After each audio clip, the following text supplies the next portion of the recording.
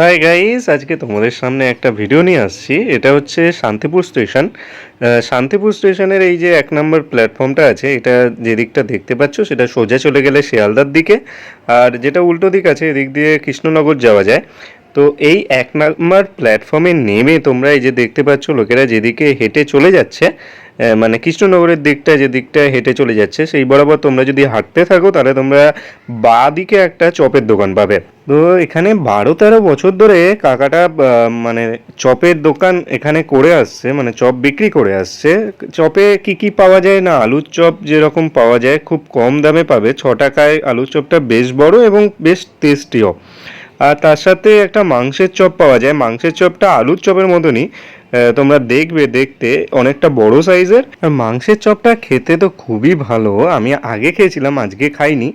মানে যে ভিডিওটা দেখাচ্ছি সেটাতে আলুর চপই খেয়েছিলাম, যেটা 6 টাকা দাম। আর মাংসের চপটা হচ্ছে 15 টাকা। 15 টাকাই এখানে সব থেকে বেশি প্রাইসের মধ্যে পড়ে।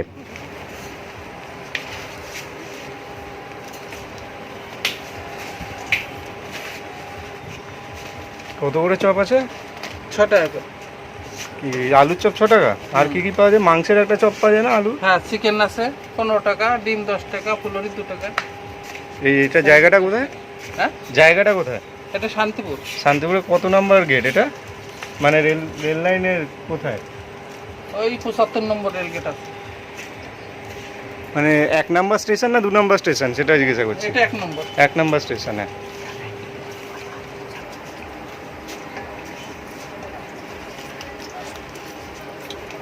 কটা থেকে খোলে তোমার? দুপুর 1টা? কটা অবধি থাকে? 8টা অবধি।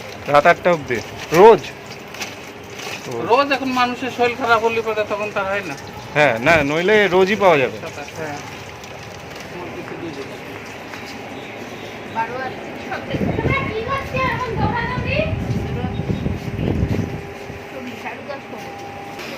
ডিমের টেবিলও পাওয়া যায় নাকি? হ্যাঁ, কত করে?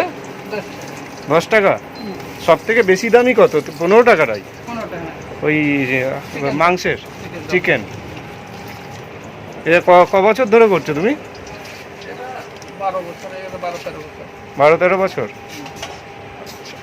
চলো আমি তো দিয়ে দেবো, দেখি। ঠিক আছে। কত?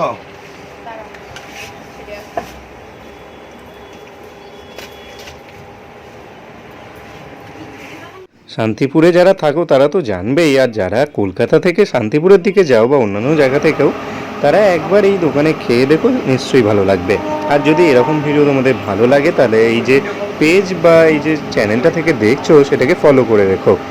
চ্যানেলটা অবশ্যই সাবস্ক্রাইব করতে ভুলে যেও না, শেয়ার করতে থেকো যাতে আরও অনেক মানুষ জানতে পারে। আর আমাদের ভিডিও কেমন লাগে তোমাদের সেটা জানাতে কমেন্ট করতে ভুলে যেও না।